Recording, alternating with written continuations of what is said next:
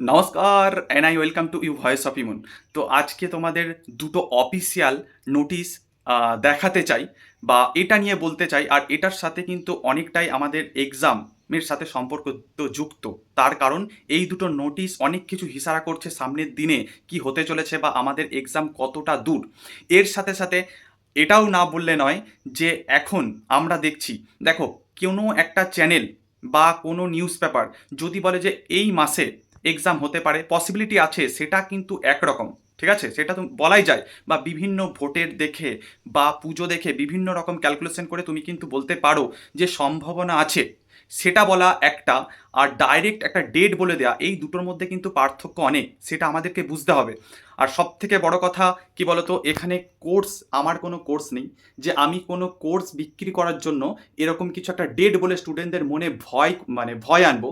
তো সেটার বেসিসে আমি আমার কোর্স বিক্রি করে বেরিয়ে যাব, আর একটা করে ডেট বলে বলে যাব, চেঞ্জ করে করে যাব।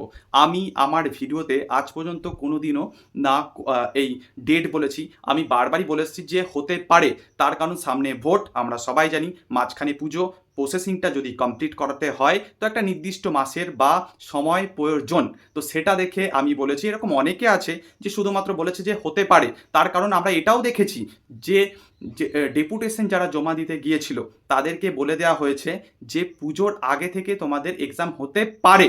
ওনারাও কিন্তু বলেছে।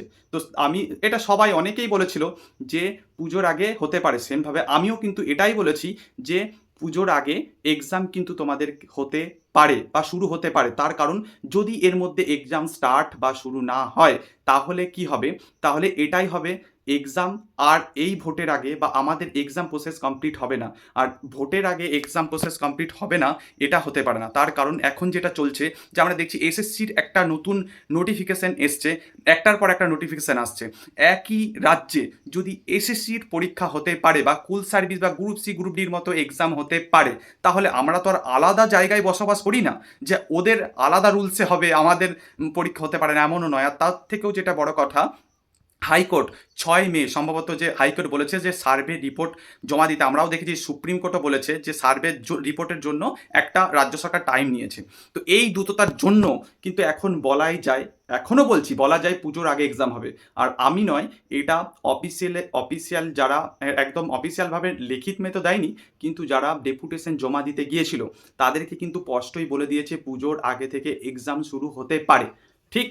তো বুঝতে পেরেছো? তো যাওয়ার আগে একটা কথাই বলবো, বা নোটিফিকেশনগুলো দেখার আগে একটা কথা বলবো, তোমরা যারা নতুন বা আমার চ্যানেল ফলো করছো, এটুকু জানো যে ইমনদা মানে ক্রেডিবিলিটি, ঠিক আছে? আমি কোনো এই অমুক ডেট, এই ডেট, এই ডেটে হতে পারে, ওটা না মিললে আরও 2 মাস এগিয়ে, তো আমার না কোনো কোর্স আছে, না কোনো আমি পড়াই, তো তাই জন্য এরকম কিছু তো দিয়ে আমার লাভ নেই, ঠিক আছে? তো তাই জন্য বুঝতেই পারছো, তো যুক্ত হয়ে যাও। এরকম অনেক ছোট বড় আপডেট যেটা পাবে একদম জেনুইন, হয়তো দেরি হতে পারে, কিন্তু এটুকু বলতে পারি যেটুকু যাবে সেটুকু ভাই আমি জাজ করার পরই দিই, ঠিক আছে? তো চলো, প্রথম যে নোটিশ এসছে ওবিসি ব্যাকওয়ার্ড ক্লাসের, যেটা বলা হয়েছে, দেখো আমি সেটা বলি যে পশ্চিমবঙ্গের পিছিয়ে পড়া শ্রেণীর কমিশনের নোটিশ অনুযায়ী মহিষ্য, বৈশ্য, সাহা, কায়স্থ, সমুদ্র বণিক, দেশওয়ালি, মাঝি, তারপরে বেনিয়া, ঠিক আছে, একাদশ, এই যে 7টি শ্রেণী আছে, তো এরা মনে করেন যে আমরা ওবিসির মধ্যে ঢোকানো দরকার। তো এই যে 7টা যে জাতিকে ওবিসির মধ্যে ঢোকানোর জন্য নতুন করে, ঠিক আছে, বেঞ্চমার্ক সার্ভে শুরু হয়েছে, যেটা শুরু হয়ে গেছে 28/5/2025। অলরেডি আমি ভিডিও করছি কিন্তু সার্ভে হয়ে গেছে। যেটা রিপোর্ট শেষ হবে, সার্ভে শেষ হবে 6/6/2025, মোটামুটি 9-10 দিন নাকি। তো 10 দিন মিলিয়ে এই সার্ভেটা চলবে।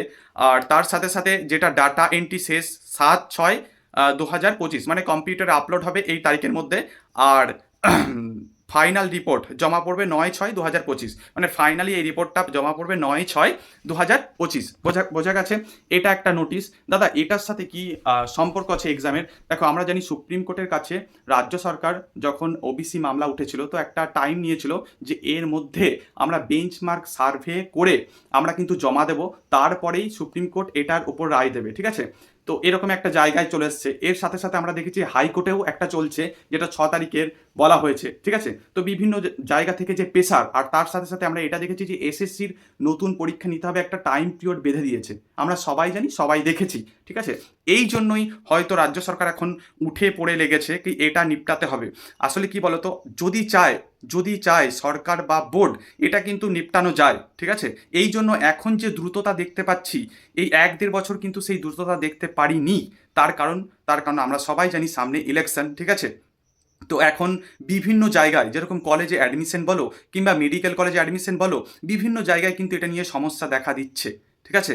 তার জন্য এখন যে নোটিফিকেশান আসছে, এসএসসি বলো, স্কুল সার্ভিসের যে ভ্যাকেন্সি বলো, কিংবা গ্রুপ সি গ্রুপ ডি, তো ওরা যদি এক্সাম নিতে পারে, ওটা কি আলাদাভাবে কিন্তু এক্সাম নেবে নাকি আলাদা রাজ্যের আলাদা কোনো আইন অ্যাপ্লাই করে এক্সাম নেবে? সেটা নিশ্চয়ই নয়।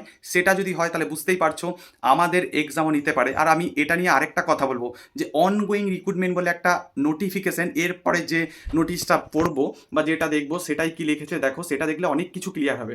দেখো ডাব্লিউবিপির যে অফিসিয়াল নোটিশ দিয়েছে সেটা পড়বো আমি একটু। সেটা বলছে West Bengal police recruitment movement, সেটা সবাই জানো হেডিংয়ে আছে। আচ্ছা, এটা একটু পড়ি, ঠিক আছে।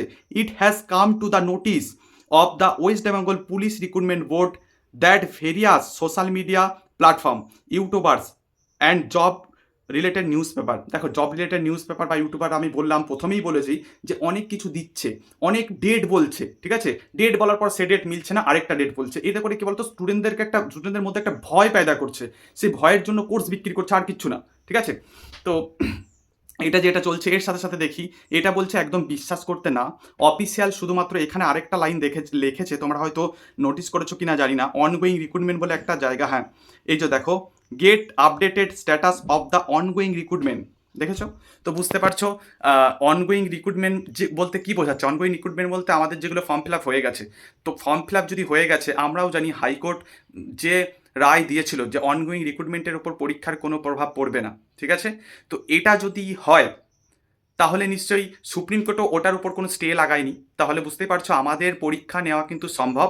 তার কারণ বা ফলস্বরূপ আমরা এখন বিভিন্ন জায়গায়, তাতে ডাব্লিউবিপি ডেপুটেশন দিতে গেলে সেখানেও বলা হচ্ছে যে পুজোর আগে তোমাদের পরীক্ষা নেওয়া হতে পারে বা চলেছে।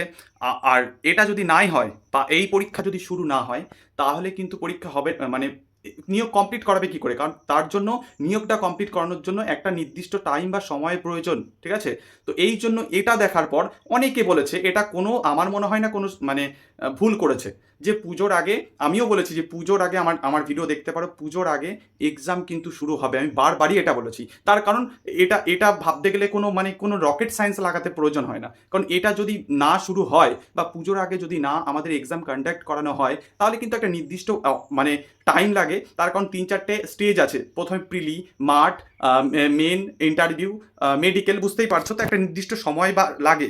আর সামনে যদি ভোট হয়, ভোটের মধ্যে যদি ডিউটি করায়, তো এটা যদি না হয় তাহলে তো আর সম্ভব নয়। তো সেটা দেখে অনেকেই বলেছে যে এটা আহামরি কিছু ব্যাপার নয়, যে আমি বিরাট কিছু বলে ফেলেছি, এটা অনেকেই হয়তো বলেছেন।